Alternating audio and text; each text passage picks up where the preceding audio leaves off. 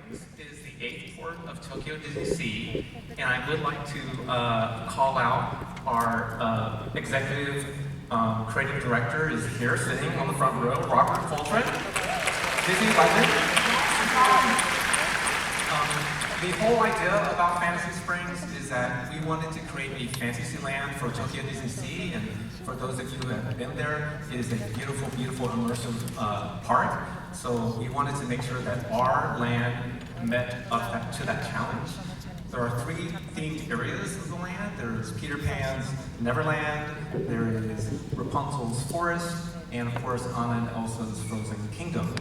But what ties these 3 stories together is the magical springs. And it's the magical waters of the springs can reach out and visit all the different Disney stories from our fantasy stories from Disney animation.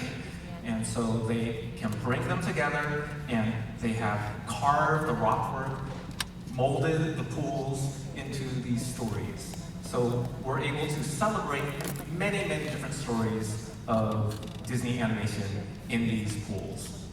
There's, of course, Peter Pan, Rapunzel, Anna and Elsa, but then there's also Pocahontas, there's Bambi, there's Alice in Wonderland, and many of our princesses are represented in these beautiful, beautiful pools.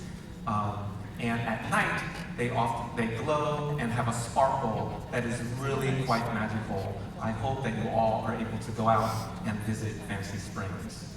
But one of the bigger areas of the land is Peter Pan's Neverland. And of course, in Neverland, you have the volcanoes, you have Captain Hook's ship, you have Skull Rock.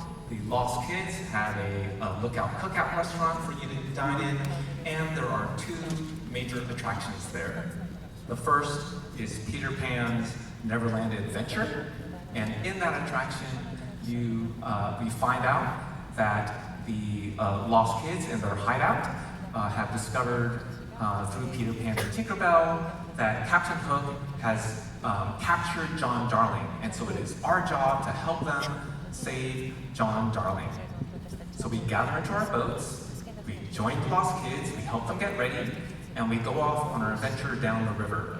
But of course, with a little bit of pixie dust, we're able to fly over Neverland and not just float through Neverland. So we fly through Neverland, we find Captain Hook's ship, and we help to save John Darling. But we then take the Darling kids home to London where they can be safe and sound for another day of adventure. We then fly with Peter Pan past the second stars at the right, back to Neverland. It is really quite an amazing attraction that I hope you all get to experience someday.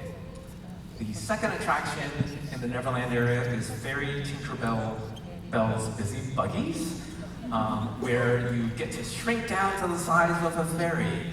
And in that world, you get to experience all sorts of found objects that have been drifted onto the shores of Neverland. And Tink asked us to help her in her delivery service through Pixie Hollow. So we get to visit Summer Glade, Autumn Harvest, Winter Woods, and finally Spring Valley, all in Pixie Hollow. And we end up meeting Cheese, the mouse. And Emo will tell you about more of Fantasy Springs. That's right. So, another area